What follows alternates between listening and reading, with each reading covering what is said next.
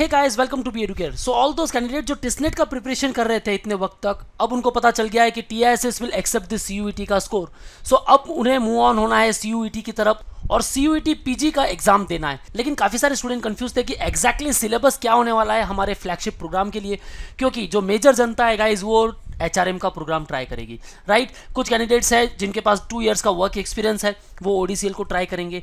अब देखना आपको ये है कि भाई सीयूईटी का स्कोर एक्सेप्ट कर रहे हैं तो क्या टीआईएसएस ने एलिजिबिलिटी को चेंज कर दिया है? Then guys answer is big no. देखो, एलिजिबिलिटी क्राइटेरिया वो का वो रहने वाला है। यहां सिर्फ आपको ये जानना है कि टीआईएसएस टिसनेट कंडक्ट करता था, अब वो टिसनेट कैंसिल हो चुका है। सो पेपर पैटर्न चेंज हो सकता है, क्योंकि सीयूईटी पीजी का जो पेपर पैटर्न होगा, अब वो पेपर पैटर्न हर कैंडिडेट को अटेम्प्ट करना होगा और टीआईएसएस को एक्सेप्ट करना पड़ेगा। सो भाई सिलेबस क्या हो सकता है एचआरएम के लिए, ओडीसीएल के लिए, LSP labour studies and practice, the best programme, the analytics one and even the social entrepreneurship, and there are lot more programmes जिनके लिए आप ट्राई कर रहे हो। देखो गाइज, यहां मैंने कुछ मैनेजमेंट रिलेटेड प्रोग्राम को पिक किया है और यहां मैं आपको एक बिग न्यूज बता दूं, there will be no domain. Yes guys, आपने सही सुना, आपको किसी पार्ट ए या पार्ट बी की चिंता नहीं करनी है। अब आपके लिए पेपर पैटर्न काफी इजी हो चुका है।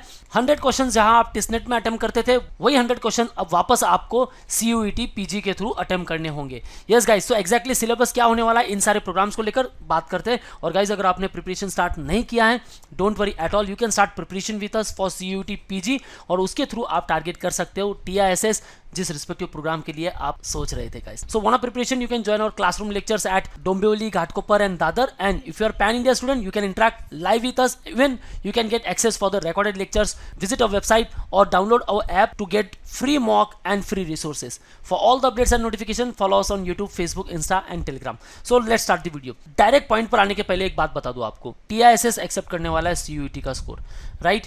अब CUET के थ्रू बहुत सारे पेपर कोड्स होते हैं, उनको आपको समझना बहुत जरूरी है। देखो गाइस, आप जब फॉर्म फिलअप करोगे, हालांकि मैं अब आपको ना बोलूंगा कि अब तुरंत आप है ना सीयूईटी का फॉर्म फिलअप मत करो।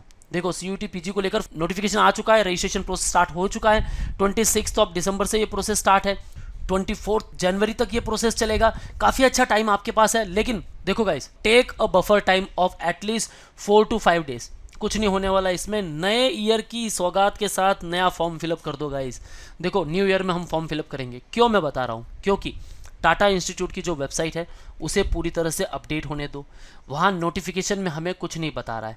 फर्स्ट ऑफ ऑल ये चीज़ आपको ध्यान में रखनी है। सेकंड चीज़, सीयूईटी पीजी की वेबसाइट पर आपको विजिट करना है, पूरी इन्फॉर्मेशन गो थ्रू करनी है। First of all information brochure को क्लियर से देखो, उसके बाद एलिजिबिलिटी क्राइटेरिया क्या है वहाँ वो देखो। आपकी रिस्पेक्टिव यूनिवर्सिटी, समझ लो टीआईएसएस आपने सेलेक्ट कर ली, तो आपको वो सारे प्रोग्राम्स वहाँ दिख रहे हैं या नहीं वो चेक करो, क्योंकि हो सकता है आप जिस पर्टिकुलर प्रोग्राम के लिए टीआईएसएस में एंटर करना चाहते हो, सीयूईटी की वेबसाइट पर वो है या नहीं, ये तो देखना बनता है। सो वो पर्टिकुलर प्रोग्राम है या नहीं, उनके लिए क्या स्पेशल कोड मेंशन किया गया ये देखना है। और गाइज, मुझे बताते हुए बहुत खुशी हो रही है कि टीआईएसएस ने अब जो एचआरएम ओडीसीएल के लिए पेपर पैटर्न चूज किया है वो है COQP12। दैट मीन्स यहां आपको 100 MCQs मिलने वाले, there will be no domain. So भाई, डोमेन के जो 75 क्वेश्चंस आएंगे, क्या अलग प्रिपरेशन करना है? बिल्कुल नहीं। इसका मतलब अब एचआरएम के लिए हर कोई कैंडिडेट एलिजिबल है, चाहे वो आर्ट्स का हो, चाहे वो कॉमर्स का हो, चाहे वो साइंस का स्टूडेंट्स हो, इवन मेडिकल फील्ड से है, लॉ ग्रेजुएट है, भाई आप एलिजिबल हो, ठीक है। सो COQP12 इसका आपको प्रिपरेशन करना है और इस कोड के तहत आपको 100 MCQs मिलेंगे, जिसमें इंग्लिश लैंग्वेज कॉम्प्रिहेंशन और वर्बल एबिलिटी, सेकंड मैथमेटिकल और quantitative ability, data interpretation and logical reasoning, इसके ऊपर आपको पूरा फोकस करना है। तो आपको और कुछ नहीं करना है। हाँ, इन केस अगर आप कुछ अलग प्रोग्राम भी देख रहे हो, जैसे टीआईएसएस में हम 3 प्रोग्राम चूज करते थे अमंग एनी 2 कैंपसेस, और अभी भी आपका मन है कि प्रोग्राम चूज करना है, तो आपको क्या करना है? पेपर कोड सेलेक्ट करना है। और इस बार आप कोई भी 4 पेपर कोड सेलेक्ट कर सकते हो। तो भाई, फर्स्ट आपने सेलेक्ट कर लिया COQP12, उसके बाद आपने ट्राई कर लिया COQP11, उसके बाद आपने समझ लो चूज कर लिया SCQP01 टू एनीवन, भाई 11 या 10 इसमें से कोई भी एक चूज कर लिया, या यहां से कोई एक चूज कर लिया, ऐसे कर सकते हो। सो एग्जैक्टली सिलेबस की बात करते हैं भाई, उसी का तो वेट कर रहे हैं। सो गाइस, सिलेबस आपका होने वाला ये आपके सामने। टीआईएसएस में क्या क्या सेक्शंस थे? English, maths and logical reasoning, and उसके बाद जीके।